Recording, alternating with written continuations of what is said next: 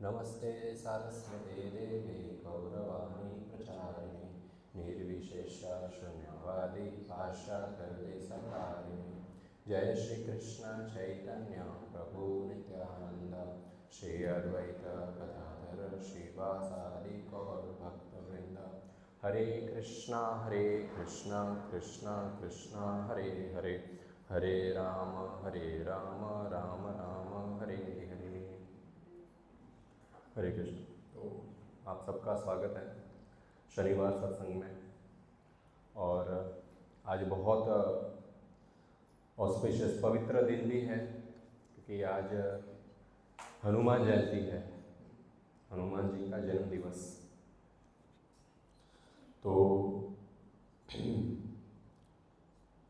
हम यहाँ पर कथा करते हैं, कीर्तन करते हैं, भगवान के गुणगान गाते हैं।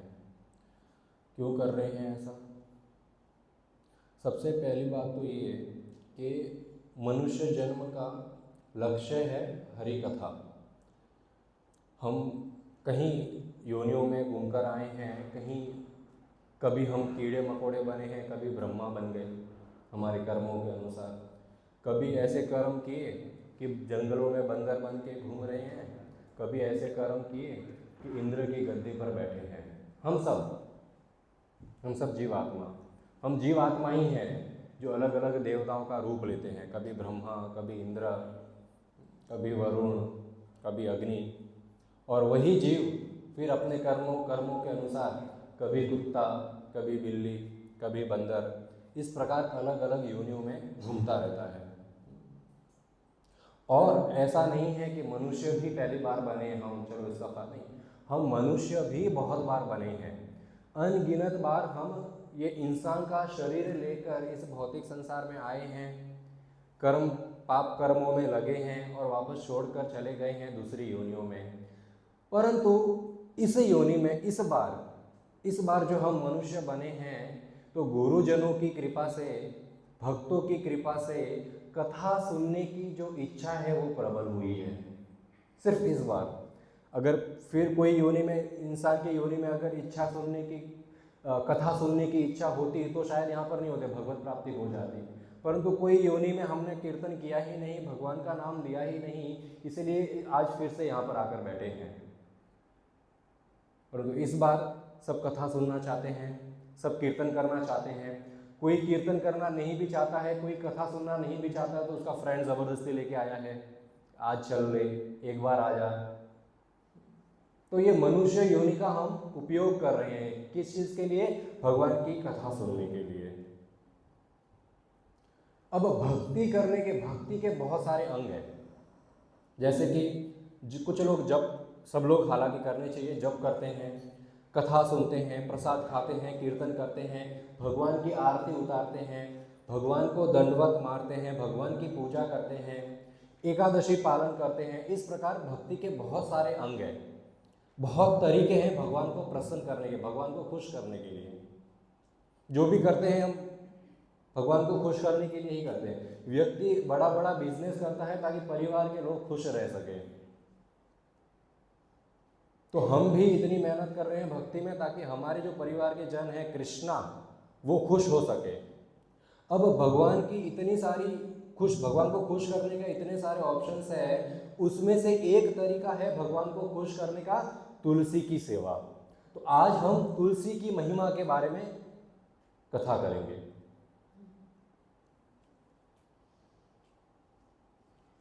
तो यहाँ पर बहुत सारे ऐसे लोग होंगे जिन्होंने तुलसी की माला धारण की है, बहुत सारे ऐसे लोग भी होंगे जो इच्छुक है कि भविष्य में हम भी तुलसी धारण करेंगे। अब शास्त्र के अनुसार एक बार तुलसी जिसका गला पकड़ लेती है, वे भौतिक संसार का उदाहरण दे, यदि कोई व्यक्ति गला पकड़ ले तो क्या होता है? गला पकड़ ले तो मैं सुनील का गला दबा दूं तो क्या होगा? मृत्यु। सांस रुक जाएगी, मृत्यु हो जाएगी। तो शास्त्र बताते हैं इसी प्रकार यदि तुलसी के लिए किसी का गला पकड़ ले, किसी मनुष्य का गला तुलसी पकड़ ले, तो उस इंसान के जो जन्म मृत्यु जरा व्याधि राक्षस पीछे पड़ा है उसका दम घुट जाता है, फिर उसको, उस इंसान को वापस जन्म लेने की, वापस मृत्यु, वापस बूढ़ा होने की, वापस बीमारियां वगैरह नहीं होगी। फिर वो शाश्वत काल के लिए भगवान के धाम में जाकर एक ही उम्र में हमेशा रहेगा। हम देखते हैं बहुत बार जैसे जैसे उम्र बढ़ती है, वो तो बूढ़े और बच्चे एक समान होते हैं। कभी कभी ज़्यादा ज़्यादा उम्र होती है, अभी 80 साल के हो गए, 90 साल के हो गए, तो लोग चिड़चिड़े हो जाते हैं। क्यों हो जाते हैं चिड़चिड़े? क्योंकि उन्होंने अब तक के 60, 70, 80 साल बहुत मेहनत करके उन्होंने बहुत धन इकट्ठा किया है, बहुत बड़ा परिवार बनाया है। अब उस व्यक्ति को पता है कि मृत्यु नजदीक आने वाली है, जो कुछ मैंने इकट्ठा किया है सब छूट जाएगा।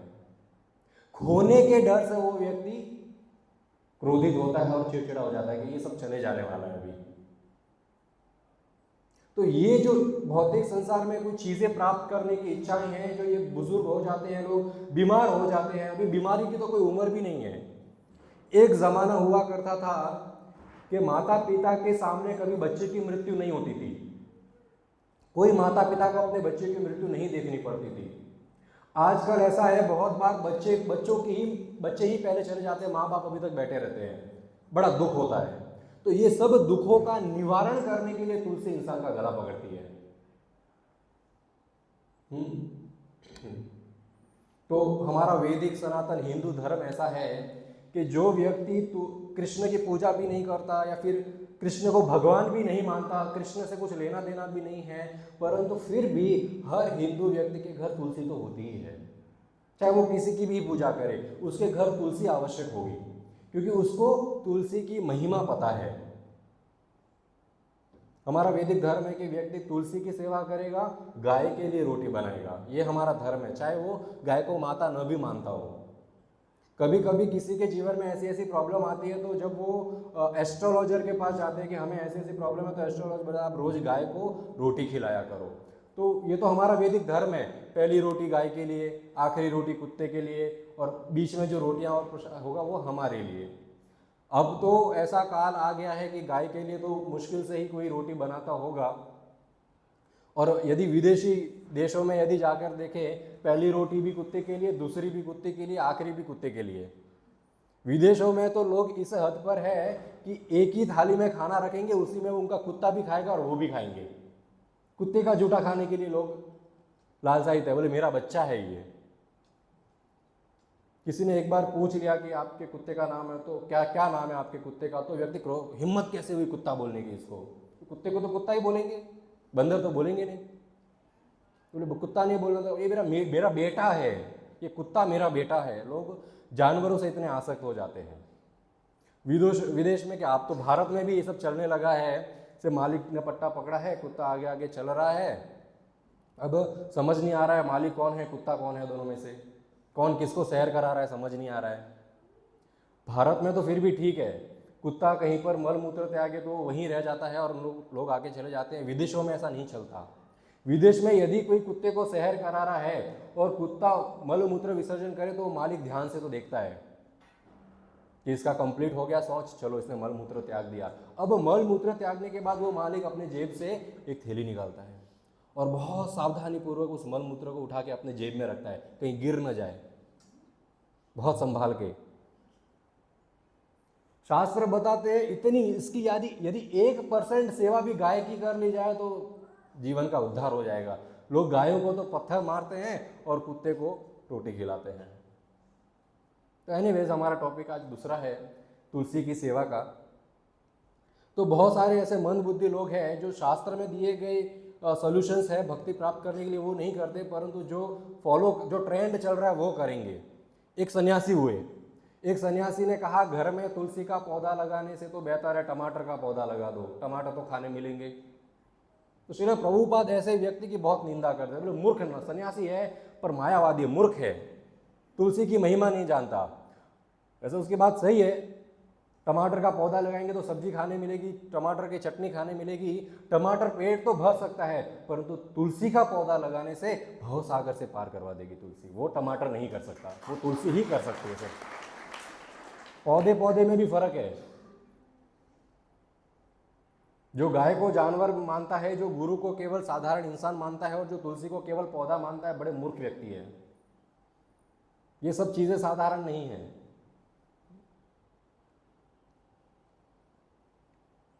तुलसी कृष्ण को बहुत प्रिय है, कृष्ण के चरणों में सदा वास करती है, और तुलसी का अर्थ यह है जिसकी कोई तुलना नहीं कर सकता।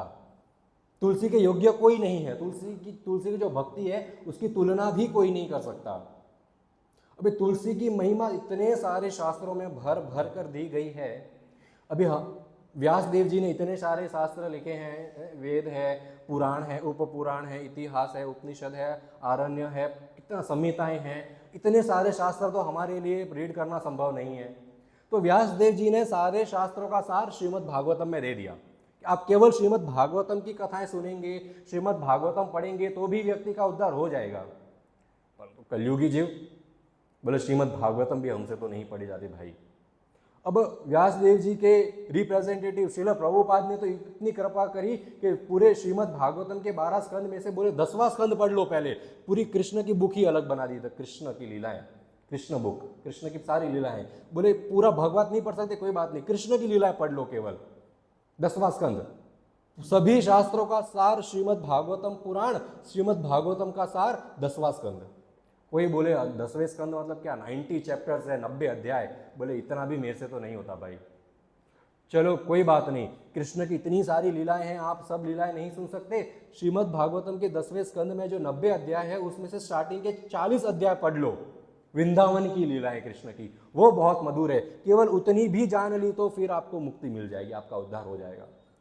और ये वृंदावन की जो लीलाएं हैं कृष्ण में, इन सब का भी सार है कृष्ण का, गोपियों का और राधा रानी का कृष्ण के प्रति प्रेम, ये सबका सार है। और ये गोपियों का जो कृष्ण के प्रति प्रेम है, इसको भी यदि हम शॉर्ट में करें तो है कृष्ण की रास लीलाएं। यदि कृष्ण की रास लीलाओं को भी शॉर्ट में करे तो सर्वोत्तम है कृष्ण के विरह में रोना।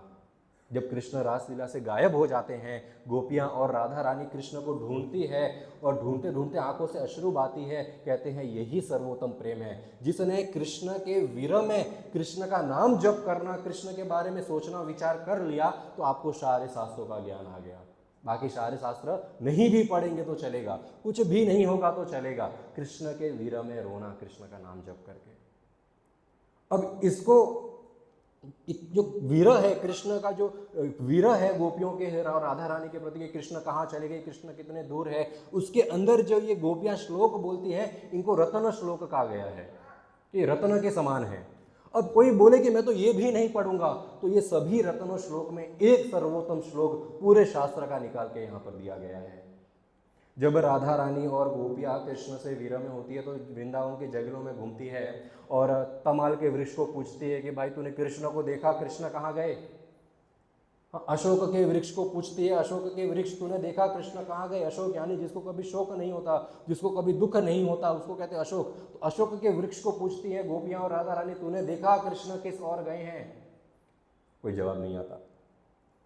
एक सखी बोलती है ये सब पुरुष वृक्ष है, ये सब कठोर दिल के हैं, पुरुष होते ही कठोर दिल के हैं, इनके पास से सहायता मत मांगो। राधा रानी के किसके पास से सहायता मांगे।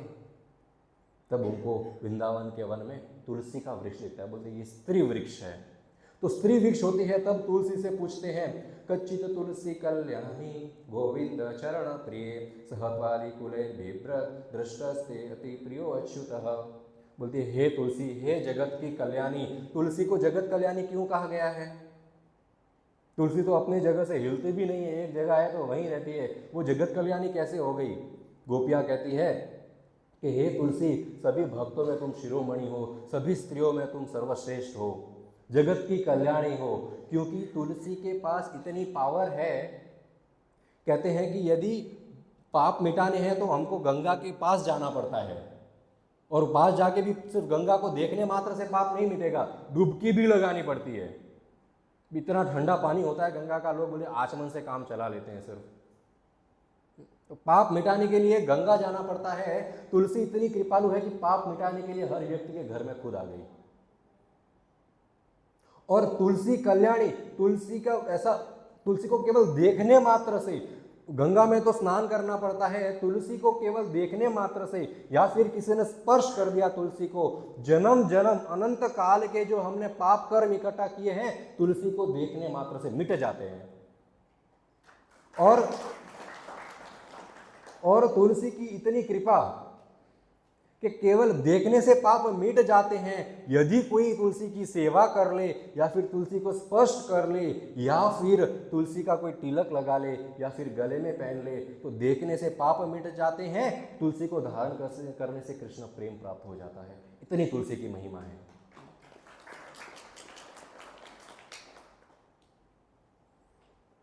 गोपियां कहती है गोविंद चरण प्रिय, आप तो गोविंद को प्रिय, गोविंद के चरण आपको बहुत प्रिय है और गोविंद को आप प्रिय हो। बोले लक्ष्मी देवी आपके जैसा सेवा प्राप्त करने के लिए लालसायित है। लक्ष्मी कहती है कि मैं तो विष्णु, मैं तो श्री हरि के वक्ष स्थल पर निवास करती हूँ, यहाँ पर छाती पर बैठती हूँ श्री हरि के, ये लक्ष्मी का स्थान है। लक्ष्मी कहती है कि यदि भौतिक संसार में कोई लक्ष्मी पूजा करता है, किसी को माया धन की आवश्यकता है, तो मुझे बार बार हरि को छोड़कर जाना पड़ता है। थोड़े समय के लिए उस व्यक्ति के पास रहती हूँ, पर फिर व्यक्ति के कर्मों के हिसाब से फिर से कंगाली आती है, मैं उसको छोड़ के आ जाती हूँ। बोले यदि कोई लक्ष्मी की पूजा करता है, लक्ष्मी कह रहे हैं, लक्ष्मी देवी खुद कह रही है, यदि कोई मेरी पूजा करता है, मैं हरि को छोड़कर वहां पर जाती हूँ उसको माया प्रदान करने के लिए। परंतु जब कोई तुलसी की पूजा करता है तो तुलसी अकेले नहीं जाती, तुलसी कृष्ण को साथ लेके जाती है, उसकी माया को ही हर लेती है। मैं माया प्रदान करने जाती हूँ, तुलसी पीछे से जाके माया को ले लेती है, उसके सारे पाप कर्म मिटा देती है। और इतनी है मुझे कृष्ण को छोड़ना पड़ता है, पर कृष्ण तुलसी की जो लॉयल्टी है, जो बोलते ना पतिव्रता होती है, तुलसी का ऐसा कृष्ण के हरि के प्रति प्रेम है, कृष्ण की जो चरण है उसको छोड़कर तुलसी नहीं जाएगी। ये भक्त बुला रहा है तो जाएगी जरूर, कृष्ण के चरण साथ लेके जाती है। हमने तो गोविंद को बुलाया भी नहीं है, हम तो केवल तुलसी की पूजा कर रहे हैं। तुलसी कहती मेरी पूजा यानी गोविंद की पूजा, मैं तो गोविंद को हमेशा अपने साथ ही रखती हूँ। ये मिट्टी में जो जिस मिट्टी में तुलसी उगती, अभी तुलसी का वास्तविक स्थान कहाँ है? तुलसी का वास्तविक स्थान है गोविंद के चरण, उसके ऊपर वो रहती है, यही उसका घर है। अब जिस मिट्टी में तुलसी उग गई है वो मिट्टी कोई साधारण मिट्टी नहीं है, वो कृष्ण के चरण बन जाते हैं, उसके ऊपर तुलसी निवास करती है। तुलसी जिस अभी तुलसी की तो महिमा ऐसी, तुलसी जिस मिट्टी में उगती है उसकी महिमा ऐसी कि उसको भी वृंदावन बना देती है। जहाँ पर ये तुलसी का नाम है वृंदा देवी, तुलसी जिस मिट्टी में उगती है वो मिट्टी वृंदावन हो जाता है। और उस मिट्टी को स्पर्श करने मात्र से कृष्ण प्रेम की प्राप्त, लोग उस मिट्टी को लेकर तिलक लगाते हैं, अपने माथे पर धारण करते हैं। जिस मिट्टी में तुलसी उगती है इतनी पावन है वो मिट्टी।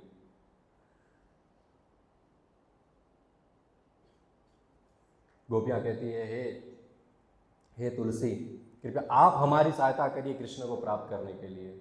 गोपियां भी गोपियों को आवश्यकता नहीं है तुलसी की सहायता लेने के लिए, पर तुलसी की महिमा बता रही है यहाँ पर कि कुछ भी नहीं मालूम पूरे शास्त्रों में, केवल तुलसी की सेवा करो, सारे शास्त्रों का ज्ञान प्राप्त हो जाएगा। जब चतुष कुमार वैकुंठ जाते हैं भगवान से मिलने के लिए, तब गेट पर ही उनको रोक दिया जाता है। जय और विजय नाम के द्वारपाल है, वो बोलते आगे नहीं जाने का, इधर ही रुको। बड़ा क्रोध आता है चतुष कुमार को, इतने क्रोध, तुम नारायण हमको रोकते अंदर जाने के लिए, श्राप दे दिया, बोले राक्षस बन जाओ। बड़े क्रोधित चतुष कुमार। अब ये बात जब विष्णु तक पहुंची तो विष्णु नारायण अपना स्थान छोड़कर गेट पर आने लगे, बोले क्या मसला हो गया यहाँ पर। विष्णु गेट पर पहुंचे उसके पहले चतुष कुमार का गुस्सा ठंडा हो गया। कैसे ठंडा हो गया गुस्सा?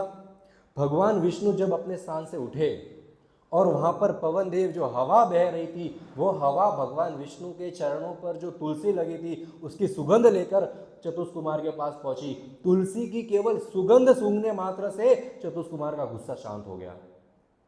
और आशीर्वाद, वो तुलसी की सुगंध से चतुष कुमार ने जय और विजय को क्या आशीर्वाद दिया कि तुम्हारी मुक्ति भगवान के हाथों ही होगी।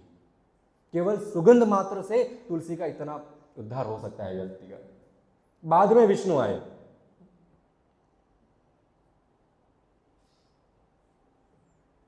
तो बड़े अचंभे की बात है, गोपियां भी तुलसी का सहारा ले रही है। गोपियां तो छोड़ो, राधा रानी भी ले रही है। गर्ग संहिता में वर्णन आता है कि चंद्रानना और गर्ग मुनि के बीच वार्तालाप होती है कि कृष्ण की भक्ति कैसे की जाए। तो चंद्रानना एक गोपी है वृंदावन की, और गर्ग मुनि आपस में चर्चा करते हैं, लंबा चर्चा होता है, गर्ग संहिता में इसके बारे में लिखा गया है। फिर गर्ग मुनि वहाँ से चले जाते हैं तो चंद्रानना के पास राधा रानी आती है। राधा रानी पूछती है, अरे चंद्रानना, गर्ग मुनि ने कृष्ण को खुश करने का क्या क्या उपाय बताए हैं, जरा मेरे को तो बताओ, कृष्ण को कैसे खुश करूं मैं। चंद्रानना कहती है कि वैसे तो हमारा बहुत बहुत चर्चा हुआ है कृष्ण को खुश करने का, पर इन सबका एक सार है कृष्ण को खुश करने का, वो है तुलसी की सेवा। राधा रानी, यदि तुलसी की सेवा करी जाए तो गोविंद अपने आप खुश हो जाते हैं। राधा रानी बोलती मैं भी सेवा करूंगी तुलसी की। तो राधा रानी ने तुलसी का पौधा लगाया, तुलसी की सेवा करी। 6 महीने तक राधा रानी ने बहुत कंटिन्यू तुलसी की आराधना और पूजा करी, और 6 महीने में इतनी सुंदर पूजा करने से तुलसी देवी इतनी प्रसन्न हो गई। वृंदा, तुलसी वास्तविक में मंजरी है, एक सखी है वृंदावन की, वृंदा नाम है उनका। वो वहाँ पर प्रकट हो गई, बोलती है हे राधा रानी, आपकी सेवा से मैं इतनी प्रसन्न हूँ। वैसे तो आप इस पूरे वृंदावन मंडल की रानी हैं, परंतु लोग मेरे को बोलते हैं वृंदावनेश्वरी। तुलसी का एक नाम था वृंदावनेश्वरी, यानी वृंदा के वनों की ईश्वरी रानी, वो है तुलसी रानी। परंतु तुलसी देवी कहती है हे राधा रानी, वास्तविक में तो इस वृंदावन की रानी आप है। आप, ये राधा रानी, आपके शरीर से करोड़ों दुर्गाओं का शक्ति निकलता है। करोड़ों दुर्गा जो उत्पन्न होती है वो केवल आपकी रोशनी मात्र से उत्पन्न होती है। हे राधा रानी, करोड़ों जो लक्ष्मियां हैं जो वैकुंठ में विष्णु का सेवा कर रही है, वो केवल आपसे उत्पन्न हुई है, और मैं तो आपकी निज दासी हूँ। आप क्या मेरी पूजा करेंगे? अब मैं, आपने फिर भी मेरी आराधना कर ली है। जगत को मैसेज देने के लिए कि कृष्ण को खुश करना है तो तुलसी की सेवा करो। आपने संसार को सिखाने के लिए मेरी सेवा तो कर दी, पर मैं भी आपको क्या दूं, गिफ्ट क्या दूं? मेरे पास तो कुछ गिफ्ट है ही नहीं देने के लिए। एक व्यक्ति की पहचान क्या होती है? उसका नाम, नाम से व्यक्ति पहचाना जाता है, ये फलाना फलाना है। तब वृंदा देवी कहती है मेरा नाम है वृंदावनेश्वरी, अब ये नाम मैं आपको प्रदान करती हूँ। आज से राधा रानी का नाम वृंदावनेश्वरी। इसलिए हम जब भी राधा रानी की पूजा करते हैं, राधा रानी की प्रार्थना करते हैं, तो हम कहते हैं तप्त कांचन गौरांगी राधे वृंदावनेश्वरी वृषभानुसुते देवी प्रणमामि हरि प्रिय। यानी कि हे वृंदावनी, हे राधा रानी, आप वृंदावन की रानी हैं, आप वृंदावनेश्वरी हो गई। तुलसी देवी ने अपना नाम ही दे दिया राधा रानी को। अब तुलसी की सेवाएं देखिए, तुलसी की इतनी उत्तम सेवाएं हैं कि यहाँ पर जब वैष्णव गण है वो ऐसा तिलक लगाते हैं, 2 लाइन है, बीच में तुलसी है। इसका अर्थ क्या है? सरल भाषा में इसका एक अर्थ है कि ये भगवान श्री हरि के चरण और उस चरणों के ऊपर तुलसी, ये सदैव हमारे मस्तक पर वास करती है। जो हमको सबसे प्रिय होता है उसको हम सर पे उठाते हैं, तो सर पे बिठा के रखा है तूने, इसको प्रिय है इसलिए शायद सर पे बिठा के रखा है। तो हमको तुलसी और भगवान के चरण इतना प्रिय है कि उसको हमने सर पे बिठा के रखा है। अब दूसरा भी अर्थ है इसका, कि इसका दूसरा अर्थ क्या है? एक है श्रीमती राधा रानी और एक है कृष्णा। अब वृंदावन में दोनों मिल नहीं सकते, शर्म आती है, घर के लोग देखते, लाज लज्जा आती है कि अरे ये लोग मिल रहे हैं, मिल नहीं सकते। तो ये है कृष्णा, ये है राधा रानी, दोनों एक लाइन में, एक नंदग्राम में चलती है, एक बरसाना में चलती है, परंतु जब दोनों को मिलता है तो ये है वृंदाकुंड। वृंदाकुंड पे दोनों का मिलन होता है। तुलसी देवी का कार्य है राधा और कृष्ण को मिलाना, और वैष्णव भक्त, खासकर गौड़ीय वैष्णव भक्त ऐसे हैं कि अपने माथे पर राधा रानी को लेकर चलते हैं, कृष्ण को लेकर चलते हैं, और दोनों की सेवा के लिए वृंदा देवी को भी अपने साथ लेकर चलते हैं। अब हम अलग अलग शास्त्रों का, यहाँ पर हमने गर्ग संहिता के बारे में बात करी है, तो हम भगवत गीता के बारे में, हम श्रीमद् भागवतम के बारे में भी डिस्कस कर रहा। अब भगवत गीता में देखिए, कृष्ण भगवत गीता में कोई बहुत सारे भक्तों का नाम नहीं लेते, कृष्ण केवल ज्ञान देते हैं भक्ति कैसे करी जाए, परंतु इसमें एक भक्त का नाम कृष्ण जरूर लेते हैं, वो है पत्रम पुष्पम फलम तोयम यो मे भक्त्या प्रयाचति। अर्जुन को कहते हैं यदि मेरी भक्ति प्राप्त करनी है तो मेरे को पत्र चढ़ाओ। कौन सा पत्र? तुलसी का पत्र। बोले केवल तुलसी के पत्र से, फल से, पुष्प से और जल, कौन सा जल? गंगा का जल। यदि तुलसी का पत्ता और गंगा जल मेरे को चढ़ा दिया तो मैं सब कुछ, मैं बिक जाता हूं ऐसे भक्त के हाथों जो मेरे को तुलसी अर्पण करता है। कोई व्यक्ति 56 भोग अर्पण कर रहा है, ऊपर तुलसी नहीं रखा, भगवान वो एक्सेप्ट नहीं करेंगे। कोई व्यक्ति केवल तुलसी रखा है, उसके नीचे 56 भोग नहीं है, भगवान वो एक्सेप्ट कर लेंगे। कि भगवान थोड़ी 56 भोग के भूखे, भगवान तुलसी के भूखे हैं। हम कोई यशोदा से या राधा रानी से महान तो है नहीं कि ऐसा तो हमको पकवान बनाने आते नहीं है नहीं। अभी राधा रानी के ऊपर तो ऐसी, राधा रानी की ऐसी कृपा है कि राधा रानी जो व्यंजन एक बार कृष्ण के लिए बनाती है वो वापस कभी जिंदगी में रिपीट नहीं होती। यदि भगवान को आज कड़ी रोटला खिलाया तो जिंदगी में कभी कड़ी रोटला भगवान को नहीं खिलाएंगे, कल दाल रोटला, परसों और कुछ नया व्यंजन, तो नरसों और कुछ नया व्यंजन। एवरी डे निरंतर न्यू डिश भगवान के लिए राधा रानी बनाती है। और वो यशोदा मैया अपने इतने प्रेम से हाथों से कृष्ण को खिलाती है। क्या ऐसा प्रेम है हमारे अंदर? हम तो हर एक दिन छोड़ के दाल चावल और कढ़ी रोटला, कभी घर पे मेहमान आ गए तो शीरा भगवान के लिए मिल जाता है। भगवान को घर पे मेहमान आते हैं, भगवान के मजे होते हैं। तो हमारे अंदर ऐसी लायकी तो है नहीं कि हम जो व्यंजन बनाते हैं वो भगवान खाए, क्योंकि हमारा तो साधारण है, कभी टेस्ट होता है, कभी नमक ज़्यादा, कभी मिर्ची ज़्यादा, फिर भी भगवान उसको ग्रहण करते। क्यों? क्योंकि हमारे अंदर राधा रानी जैसा और यशोदा मैया जैसा प्रेम नहीं है, ना हमारे हाथों में ऐसा जादू है कि हम ऐसा पकवान बना सके, परंतु केवल एक रीज़न है भगवान हमारा भोग स्वीकार करते हैं, वो है कि हम उसके ऊपर तुलसी रख देते हैं। वो तुलसी के लिए, वो तुलसी एक खाई के ये तरफ हम खड़े हैं, खाई के उस तरफ भगवान उधर खड़े हैं। अब हम कुछ भी कर दे, वो खाई को भरने के लिए कितने भी व्यंजन बना दे, कितनी भी तपस्या कर दे, वो खाई कोई भर नहीं सकता। परंतु जब तुलसी आ जाती है तो उसके बीच में ब्रिज बन जाता है। भगवान को और भक्त को तुलसी कनेक्ट कर देती है। केवल तुलसी के कारण से भगवान हमारा भोग एक्सेप्ट करते हैं। ये तुलसी को हमको धन्यवाद करना चाहिए कि तुलसी की वजह से हम सेवा कर पा रहे। यदि तुलसी नहीं होती तो सेवा भी नहीं कर पाते हम तो भगवान की, हमारी तो लायकी भी नहीं है। तो तुलसी है जो हमारी लायकी बना रही है। गौतमीय तंत्र में बताते हैं, तुलसी दल मात्रेण जलस्य चुलकम व विकृतेन स्वम आत्मनम भक्तेभ्यो भक्त वत्सलः। बोले खाली चुल भर, इतना हाथ में आ सके उतना गंगा और तुलसी, इतना खाली भगवान को ऑफर करते हैं, भगवान खुश हो जाते हैं। इसका हम वास्तविक एग्जाम्पल देते हैं अद्वैत आचार्य का। अद्वैत आचार्य के पास शालिग्राम शिला थी जो स्वयं भगवान कृष्ण का रूप है। निरंतर अद्वैत आचार्य रोते रोते उसके ऊपर जल, गंगा का जल और तुलसी चढ़ाते थे और भगवान को प्रार्थना करते थे, हे भगवान अभी अवतार ले लो। भौतिक संसार के लोग केवल शास्त्र पढ़ते हैं पंडित बनने के लिए। आजकल भौतिक संसार में हमको ऐसे ही पंडित दिखते हैं, मुंह में गुटखा, हाथ में बीड़ी और यहाँ पर स्वाहा। तो ऐसा पंडित नहीं बनना है। जो कृष्ण की भक्ति नहीं कर सकता, केवल शास्त्र ज्ञान ले लिया है, बोले ये पंडित जी काशी में 11 साल सीख के आए हैं। क्या सीखा है? कि गुटखा कैसे बनाते हैं। क्योंकि शास्त्र तो बच्चा भी सीख लेता है, यदि बच्चे को बचपन से रटाया जाए तो श्लोक तो वो भी रट लेगा। इस्कॉन में आपको ऐसे बहुत सारे बच्चे मिलेंगे, पूरी पूरी भगवत गीता बोल देते हैं, शास्त्रों के कई श्लोक बोल देते हैं, परंतु उसमें और वो पांडित्य ज्ञान में फर्क है। क्या है? कृष्ण के प्रेम का। वहाँ कृष्ण का प्रेम नहीं, केवल पांडित्य ज्ञान दिखता है। और अद्वैत आचार्य यही देखकर बड़े दुखी हो गए हैं कि नवद्वीप में और पूरे भारतवर्ष में केवल कंपटीशन चल रहा है, कौन सबसे बड़ा पंडित। कंपटीशन क्या होना चाहिए? कौन भक्त बनेगा कृष्ण का, परंतु क्या चल रहा है? कौन पंडित है, किसके पास ज्यादा ज्ञान है, जिसके पास ज्यादा ज्ञान वो सर्वश्रेष्ठ। अद्वैत आचार्य बोलते हैं, मेरे को बड़ी दया आ रही है ऐसे लोगों पर, इनका तो उद्धार नहीं हो सकता। हे भगवान, मैं ये तुलसी और गंगा का जल अर्पण कर रहा हूँ, कृपया आप अवतार लीजिए।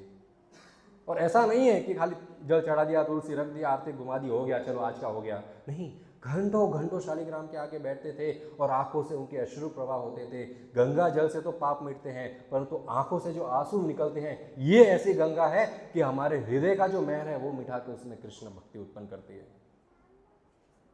जब सूखी जमीन होती है और उसको यदि बीज बोने हैं तो वो ऐसी सूखी जमीन में नहीं, उसको पहले बीज तो आ गया अंदर, सूखी जमीन के बीज तो डाल दिया, पर उगता नहीं है। कब उगता है? जब बारिश होती है, जब वर्षा होगी, जब उस जमीन को पानी मिलेगा, तब धान उगता है, तब पेड़ वृक्ष उगते हैं। तो बस ये हमारा हृदय ऐसा खेत है जिसमें सब लोग ने कृष्ण का रूपी जो बीज है, प्रेम, कृष्ण प्रेम रूपी बीज तो हमने बो दिया है, उग नहीं रहा है। क्यों? अब तक वर्षा नहीं हो रही है ना, अब तक कृष्ण के प्रेम की वर्षा नहीं हो रही है। जब तक कृष्ण के प्रेम की वर्षा नहीं होगी तब तक हृदय में ये तुलसी नाम का वृक्ष नहीं उगता कृष्ण की सेवा के लिए। महाप्रभु आकर कहते हैं कि मेरा इस धरातल पर आने का केवल एक कारण है, अद्वैत आचार्य ने मेरे को तुलसी चढ़ाई थी, और जो मेरे को तुलसी चढ़ाता है उसके हाथों तो मैं बिक जाता हूं भाई, बाकी सब सेकेंडरी, तुलसी मेरे को चाहिए। हमने एक भक्त से पूछा कि हम इतने सारे लोगों के घर में गौ निताय ला रहे हैं, उनसे सेवा नहीं होगी तो, वो भोग टाइम पर नहीं लगा पाए तो, आरती नहीं कर पाए तो उन्होंने, भक्त ने बहुत अच्छा आंसर दिया। उन्होंने कहा कुछ मत करो, केवल सुबह उठकर भगवान के चरणों में तुलसी रख दो, सभी 56 भोग का फल मिल गया, बड़ी बड़ी आरतियों का फल मिल गया, सभी तीर्थ स्थानों का फल मिल गया, केवल तुलसी उनके चरणों में रख दो और भगवान को कुछ नहीं चाहिए। कुछ लोग के घर ठाकुर जी आए, गौर निताय भगवान आए, बोलते हम गांव जाएंगे तो भगवान की सेवा कैसे होगी। अरे हम गांव जाए तो कोई बात नहीं, अगर लेके जा सको तो वेल एंड गुड, नहीं लेके जा सको तो भगवान के चरणों में एक धोबा भर के तुलसी रख दो। जब तक आप गांव में हो तब तक तुलसी सेवा करेगी भगवान की। आप शादी वगैरह निपटाओ, वापस आके फिर आप सेवा शुरू कर देना।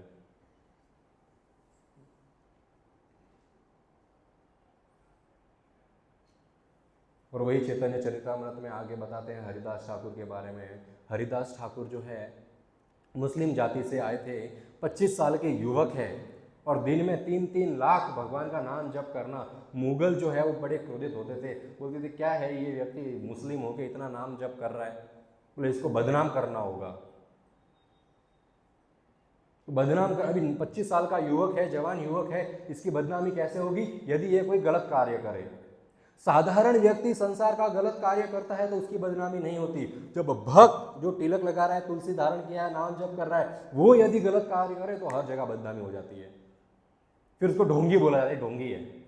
तो बोले हरिदास ठाकुर की इतनी जगह महिमा चल रही है कि इसको ढोंगी साबित कर देते। कैसे? बोले वैश्या को भेज दो, बोले वैश्या वहां पर जाएगी तो इसका जो तपस्या भंग हो जाएगा और इसको ढोंगी घोषित कर दिया जाएगा। पहले दिन हुआ, वैश्या वहाँ पर आई, देखा तो हरिदास ठाकुर नाम जप कर रहे हैं। वैश्या कहती है मुझे तो आपके साथ रहना है। हरिदास ठाकुर कहते ठीक है, मैं जब पूरा कर लेता हूँ एक बार, आप जाओ तुलसी के पास जाके बैठ जाओ। अब कितना भी नीच तरह का व्यक्ति होगा, तुलसी के पास गया तो तुलसी को हाथ जरूर जोड़ेगा वो, जय तुलसी मैया की जय। तो वो वैश्या है, जाती थी, तुलसी का वृक्ष है, तुलसी को दंडवत मार के कोने में बैठ जाती थी। एक दिन हो गया, सो गई, वापस उठी तो देखा हरिदास ठाकुर तो जप कर रहे हैं। दूसरे दिन हो गया, वापस घर जाके वापस आई, देखा अभी भी जप कर रहे हैं। तो अभी मालूम है, अभी पूछने की जरूरत नहीं है क्या करूं, बोले मैं वेट करूंगी। तुलसी महारानी के पास जाके दंडवत मारती है और बैठ जाती है। यहाँ पर हरिदास ठाकुर अपना नाम जप कर रहे हैं। तीसरा दिन हो गया, अभी भी हरिदास ठाकुर नाम जप कर रहे हैं। ये वैश्या आई, देखा दंडवत मारिया और तुलसी के पास बैठ गई। और तीसरी रात को तुलसी महारानी की कृपा से उस वैश्या के हृदय ऐसा परिवर्तन होता है और ठाकुर महाशय हरिदास ठाकुर के चरणों में दंडवत मारती है कि मेरे से बहुत बड़ी गलती हो गई, कि मैं आपको ढोंगी साबित करने के लिए आई थी। आपका जो नाम उच्चारण है वो सुनते सुनते मेरा हृदय इतना पवित्र हो गया है। और ये तुलसी वृक्ष के छाया में, तुलसी का इतना बड़ा पौधा होता है, उसके पास बैठी हूँ, तुलसी को दंडवत मारती हूँ। और ये तुलसी मैया की ऐसा, एक स्त्री की व्यथा एक स्त्री ही समझ सकती है, उन्होंने कहा, उससे अच्छा एक स्त्री को कोई समझ नहीं सकता। ये तुलसी देवी स्त्री है, इन्होंने मुझे समझ लिया, इनकी कृपा से आपका हरिनाम उच्चारण मेरे हृदय में बैठ गया। अब आप मुझे अपना शिष्य बना दिए और मैं सारे गलत कार्य छोड़ती हूँ तुलसी की कृपा से। ये तुलसी की महिमा है। वो वैश्या भी जो है भक्त बन गई तुलसी की कृपा से। हरिदास ठाकुर को कहती है बताइए भगवान को कैसे प्रसन्न करूं मैं, मेरा पूरा जीवन तो मैंने गलत कार्य करने में निकाल दिया है। अब भक्तों की, साधु की कृपा से मालूम पड़ा है कि कृष्ण नाम जप करना है। अब बताइए मैं कृष्ण की सेवा कैसे करूं। हरिदास ठाकुर कहते हैं निरंतर नाम लो कर तुलसी सेवा, अचरित पावे तुम्हें कृष्ण रचराना। बोले बस निरंतर भगवान का नाम जप करो और तुलसी की सेवा करो, 2 चीज कर दी, आपकी भक्ति पूर्ण हो गई। बाकी सारे यज्ञ, सारे अनुष्ठान, इधर मनता मांगिए, उधर मनता मांगिए, इधर की बाधा, उधर की बाधा, सारी बाधाएं टल जाएंगी। केवल कृष्ण का नाम जप करना है और तुलसी की सेवा करनी है, बाकी सारी बाधाएं टल जाती है। इतना इंपॉर्टेंट है तुलसी की सेवा कि भगवान का नाम हृदय में उतर सके, ये तुलसी हमारी सहायता करती है। गोवर्धन लीला के बारे में, गोवर्धन लीला तो हम सबने बहुत बार सुनी है। गोवर्धन लीला समाप्त हो गई, गिरिराज जी वापस नीचे रख दिए गए। अब कृष्ण ने बोला चलो जो जो व्यंजन इंद्रदेव की खुशी के लिए लाए थे सारे के सारे बनाओ और गोवर्धन को खिलाओ। 3 दिन लगे सारे व्यंजन बनाने के लिए। जितना बड़ा गोवर्धन उतने बड़े बड़े चावलों के वृक्ष पर्वत बनाए गए गोवर्धन के खाने के लिए। तब कृष्ण गोवर्धन के रूप में, वहाँ पर गोवर्धन कृष्ण ही है और बड़ा सा मुख खोलते हैं गोवर्धन, और 3 मिनट में तो सारा का सारा प्रसाद भोग जो है ग्रहण कर जाते हैं। बोलते अनियो और लाओ। गोपियां हैं वहाँ पर, नंद बाबा है, नंद लाला की और कृष्ण की ओर देखते हैं, बोलते कि तूने तो कहा था इसको भोग लगाओ। 3 दिन लगे भोग बनाने में, 3 मिनट में गटक गए। तो बोले ये तो सेवा भारी पड़ेगी कृष्ण की। बोला इससे अच्छा तो इंद्र है, थोड़े से में खुश तो होते थे। बोले ये तो पूरा खा गए। कृष्ण ने बोला कि एक तुम लोग ने गलती करी है, तुमने भोग तो बहुत लगाया परंतु उसके ऊपर तुलसी का पत्ता नहीं रखा। कुछ मत लाओ, सिर्फ तुलसी का पत्ता दे दो, इनका भी पेट भर जाएगा। तो वृंदावन वासी गोवर्धन की सेवा के लिए तुलसी का पत्ता रखते हैं, तब गोवर्धन डकार मारते हैं, हाँ अब बस तुलसी की महिमा कितने बड़े पर्वत को भी संतुष्ट कर सकती है केवल एक तुलसी का पत्ता। द्वारका की लीलाएं, द्वारका में नारद मुनि एक बार पहुंचे तो सभी द्वारका की रानियां इधर उधर भाग रही है, बोलते सोना इकट्ठा करो और धन लाओ और धन लाओ। नारद मुनि पूछते रुक्मिणी से, मैया क्या हो गया, क्यों इतनी चिंतित हो? रुक्मिणी कहती है, शरत में हम कृष्ण को हार गए। अब वो व्यक्ति कृष्ण को लेके जा रहे हैं, अभी हमको कृष्ण को वापस खरीदना है, तो अभी वापस चाहिए हमको कृष्ण। तो सामने वाले व्यक्ति ने बोला है कि तोलते हैं, जितना कृष्ण का वजन है उतना धन सोना यदि रख दिया तो फिर कृष्ण को ले लो। तो अब हम खरीदना चाहते हैं। सभी 16,108 रानियों के गहने, इतने गहने जिसकी कोई सीमा नहीं है, पूरे द्वारका का धन सब लाके उस तोल कीला कोटा होता है उसके ऊपर रख दिया, परंतु कृष्ण न उठे। कृष्ण का वजन सबसे भारी। बड़ी चिंता में नारद मुनि, अब कृष्ण को खरीदे तो खरीदे कैसे, ये धन तो सहायता नहीं कर पा रहा है कृष्ण को खरीदने के लिए। नारद मुनि बोलते बहुत सिंपल है, आप वृंदावन की लीलाएं जानते नहीं है, कृष्ण को कैसे उठाया जाता है। बोले तुलसी का पत्ता लाओ और इस कांटे पे रख दो, कृष्ण उड़ जाएंगे। उन्होंने जैसे ही तुलसी का पत्ता रखा, कृष्ण उड़ गए। केवल तुलसी के एक पत्ते से उन्होंने कृष्ण को खरीद लिया।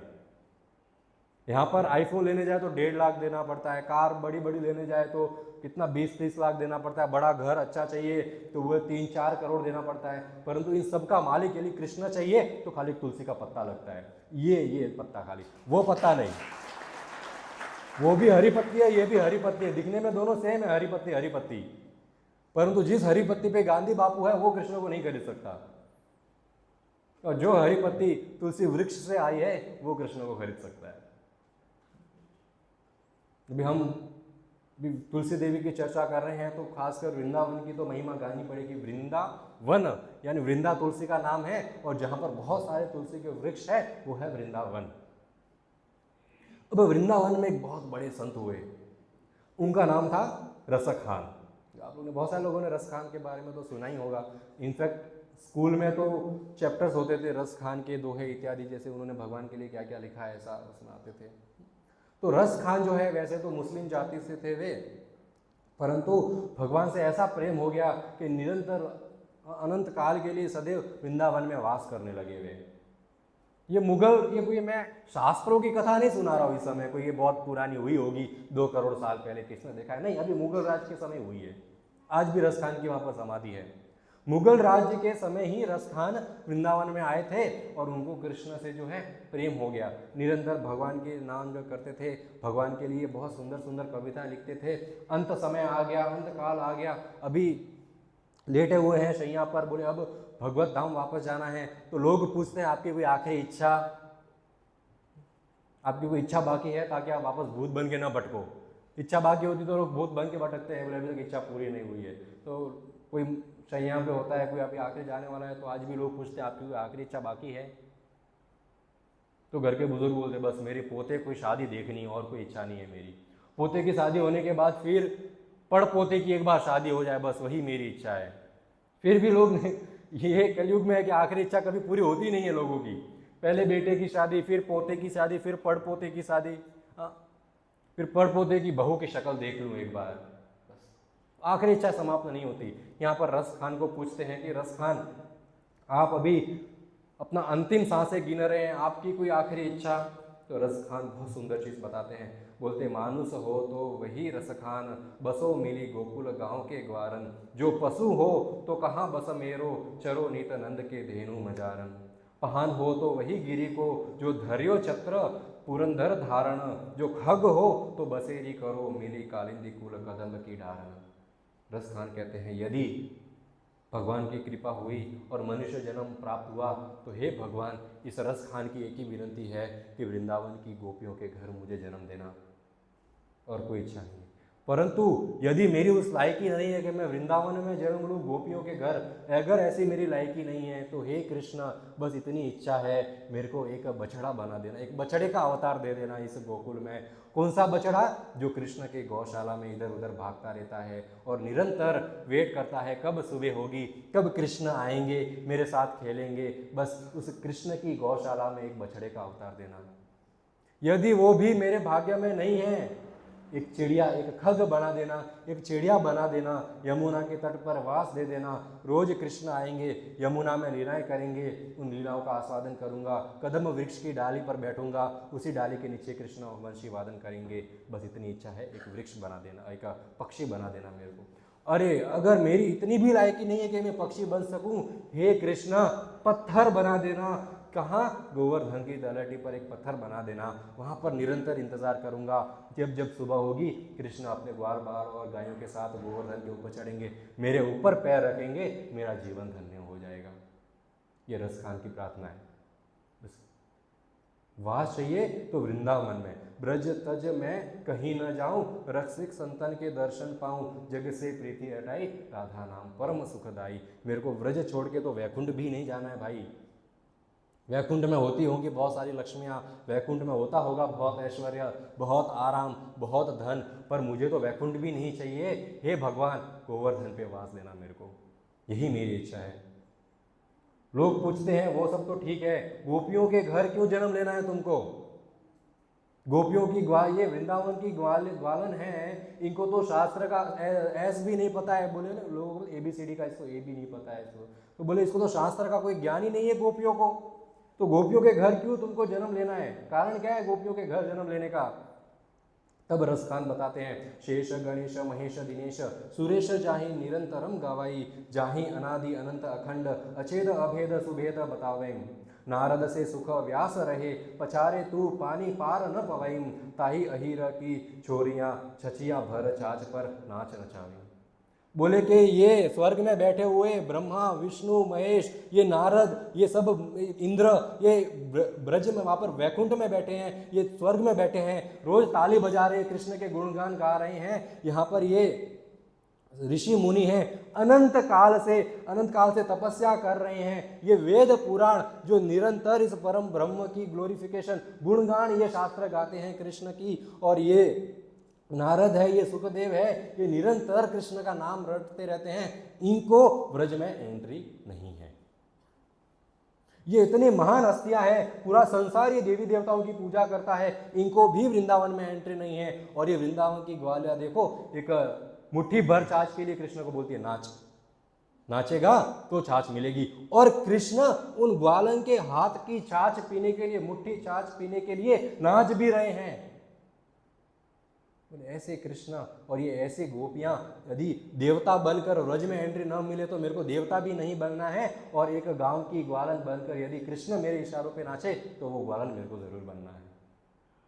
ये वृंदावन की महिमा है, ये वृंदावन के लोगों की महिमा है। गोस्वामी तुलसीदास जी लिखते हैं, जिन बंदे सुर असुर नाग पर प्रबल कर्म की दूरी, सही अविचिन पर ब्रह्म जसोमति हट बंध्यो सकत न चोरी।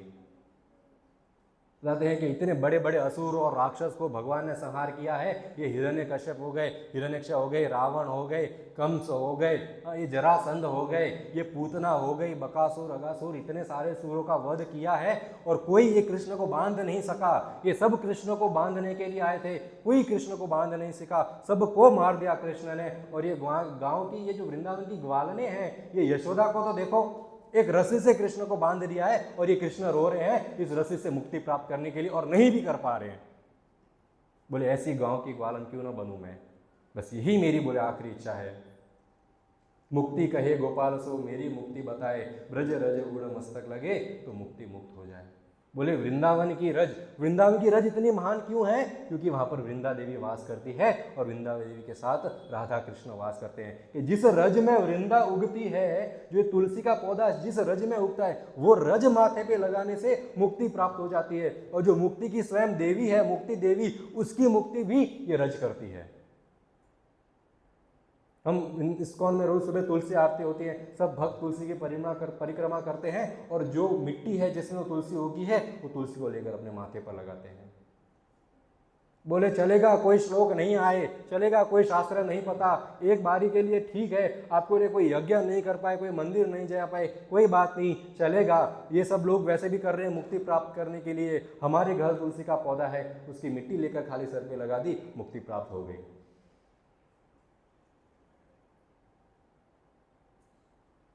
तब रस खान के पास एक बार रस खान भजन कर रहे थे वृंदावन में, तो मुगल राजा रस खान के पास आए कि अरे रस खान, तू मुस्लिम है, तू इस्लाम धर्म में है, क्या कमी है इस्लाम धर्म में जो तूने ये छोड़कर ये सनातन धर्म अपना लिया है, कमी तो बता। रस खान कहते कोई कमी नहीं इस्लाम में, क्यों बिसराऊं आन, मनवा बावरा हो गया सुन मुरली की तान। बोले आपके इस्लाम में कोई कमी नहीं है, आपका इस्लाम बहुत अच्छा है, सभी लोग किसी न किसी रूप में उसी कृष्ण के ऊपर ध्यान लगा रहे हैं अलग अलग नाम देकर, आप करिए, परंतु मैं क्या करूं। मैं एक बार यमुना के तट पर बैठा था और वहां पर कदम वृक्ष के नीचे उस श्याम सुंदर ने मुरली की ऐसी तान छेड़ी कि मेरा हृदय तो इधर ही रह गया। अब मैं इसको नहीं छोड़ सकता, मैं मेरी सहायता ही नहीं कर सकता, इतनी सुंदर कृष्ण की मुरली और इतने सुंदर मेरे सांवरिया, बस मैं तो केवल निरंतर उसका ही गुणगान गाना चाहता हूँ। राजा बोलता है ठीक है, तू भी संत बन गया है, ठीक है, कि तूने गले में 20 कंठी माला क्यों पहनी है। रसखान जी माला पहनते थे, यहां से शुरू होती थी और पैरों तक जाती थी, 20 कंठी माला एक साथ।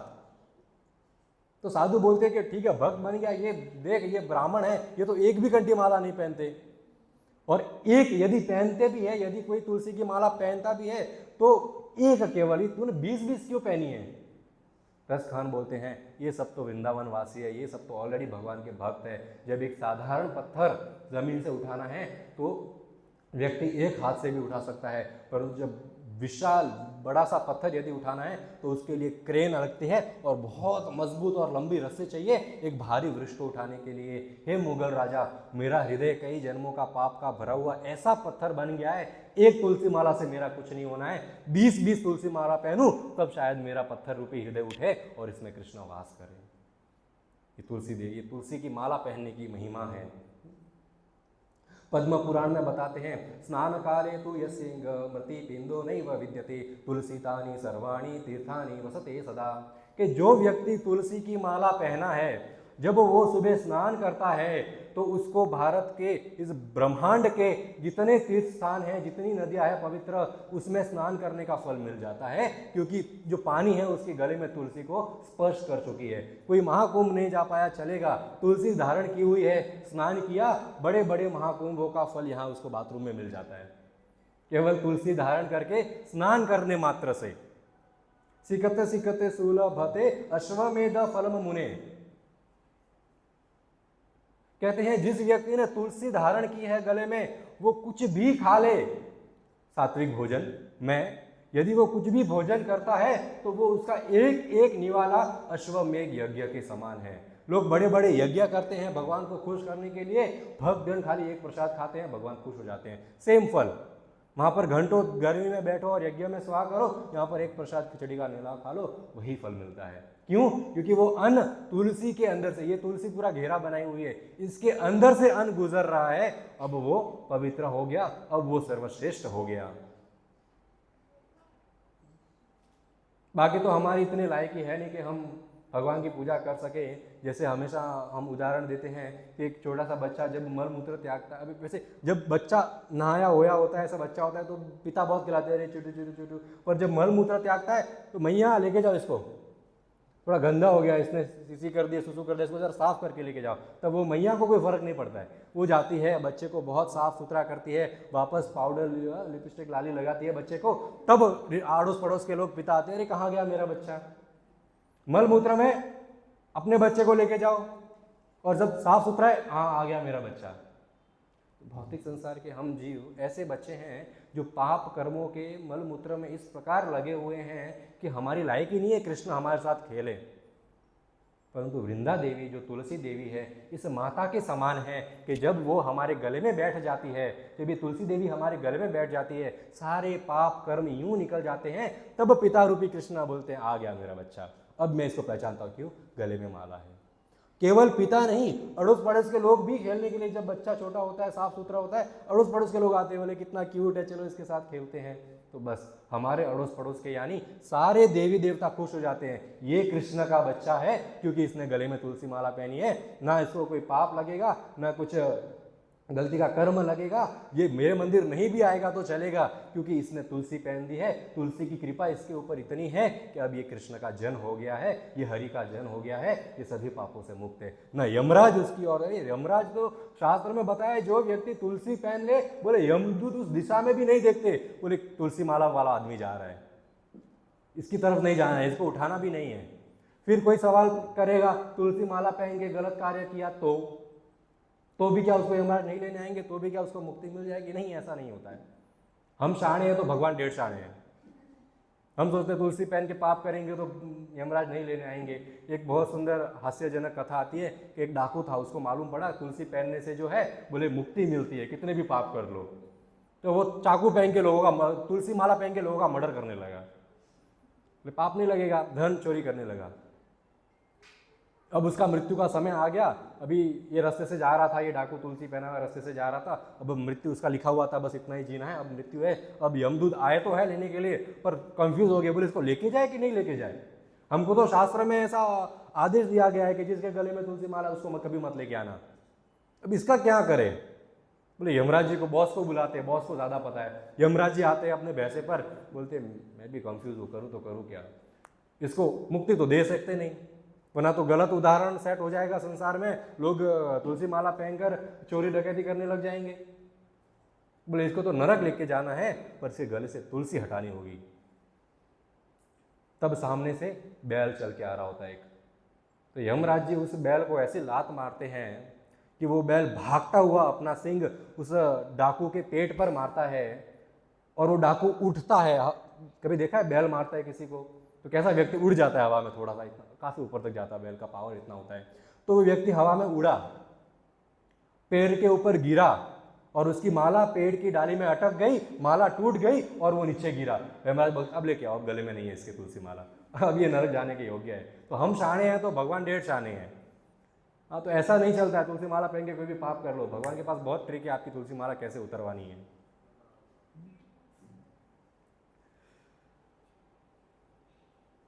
ऐसे कई वर्षों पहले एक छोटा सा बालक हुआ करता था एक गांव में, अनाथ था, कोई रिश्ते नाते नहीं, कोई नाम नहीं, कोई अपना पराया नहीं, गरीब बच्चा रोड पर रहता था, गांव में रहता था। उसको राम नाम के प्रति बड़ा प्रेम, निरंतर राम नाम जप करता था। रामाय राम भद्राय रामचंद्राय वेदशे रघुनाथाय नाथाय सीताय पते नमः।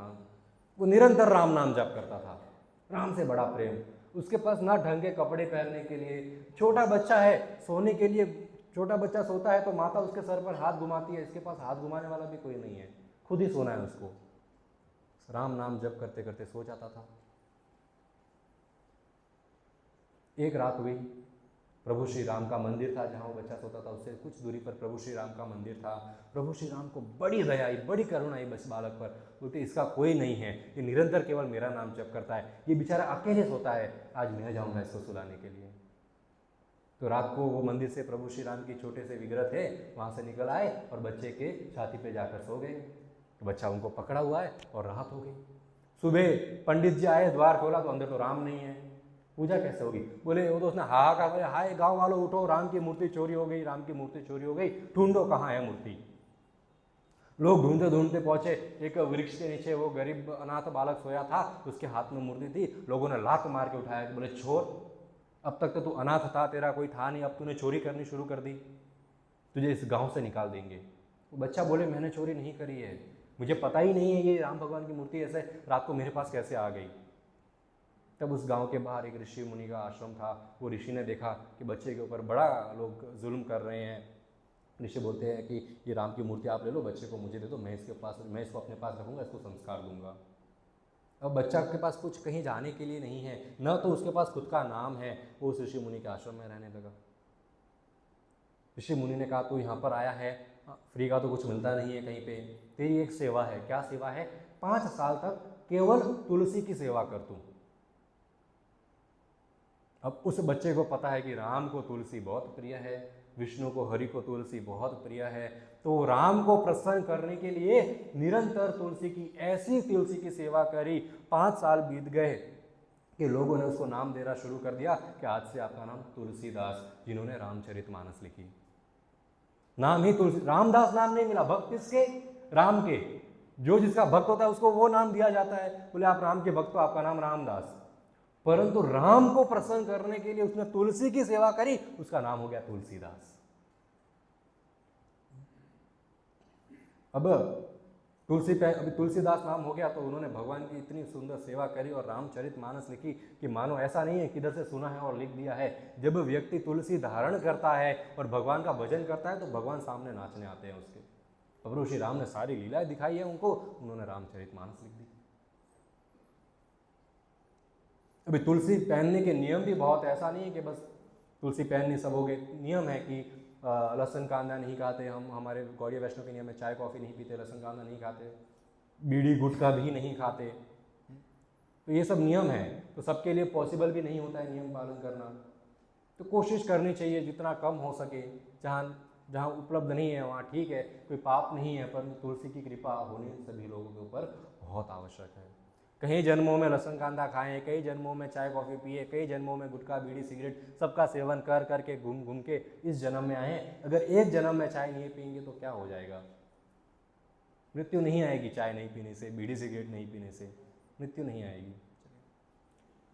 परंतु तुलसी की सेवा और तुलसी धारण करने का एक नियम होना चाहिए कि मैं कोशिश करूँगा जितना हो सके शुद्धता से रहूँगा और तुलसी का सेवा करूँगा। शुद्धता बहुत आवश्यकता है तुलसी की।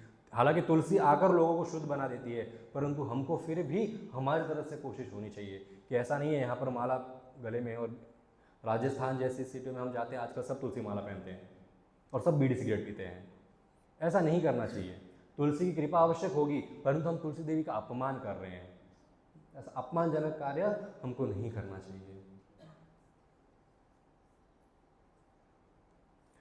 ठीक है, 9:30 हो गए। आज की कथा को हम यहीं विराम देते हैं।